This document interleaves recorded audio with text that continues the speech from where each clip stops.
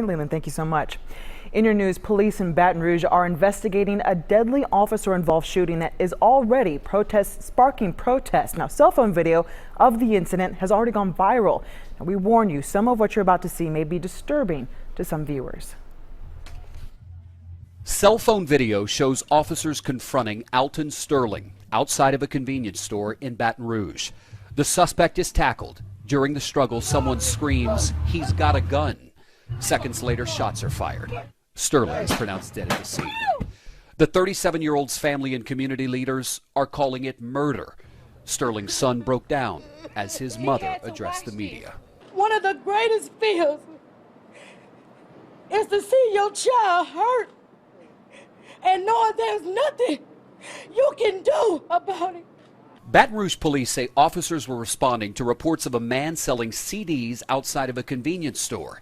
That man had reportedly threatened someone with a gun. Cop is suspicious called 2 and he's on the corner, gun in his pocket. He pulled a gun on the complainant. The convenience store owner says police took a gun out of the suspect's pocket after he was shot. It is irrelevant. If you look at the video, it certainly speaks for itself. Mr. Sterling was not reaching for a weapon. In Jesus' name. The shooting has sparked protests across Louisiana's capital city. The head of the Baton Rouge NAACP is calling for the police chief to be fired. David Begnaud, CBS News, Baton Rouge, Louisiana. Back here in the mid-state, there is new information now about the homicide at a Donaldson motel.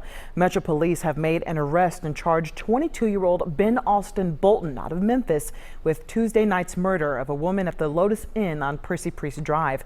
Police found her body inside a room at the motel last night just after 10 o'clock. She had been stabbed to death.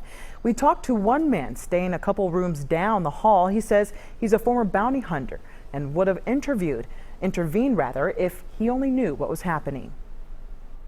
I don't want nobody to die, but I mean, it's trying to live the street life is what's going on here, and this is what it leads up to. The victim has not yet been identified. Police looked through more than a dozen security camera videos around the property to help nab that suspect.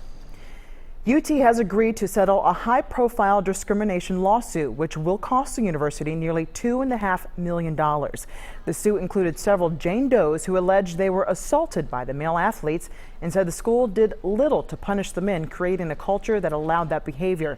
There were also an independent commission to review the response to sexual assaults at all UT campuses. Although the university is settling, they are not admitting any guilt. For more details and to read the official statement, just head over to newschannel5.com. Good news for drivers in distress along the roads. The Tennessee Department of Transportation is expanding its help program all across the state.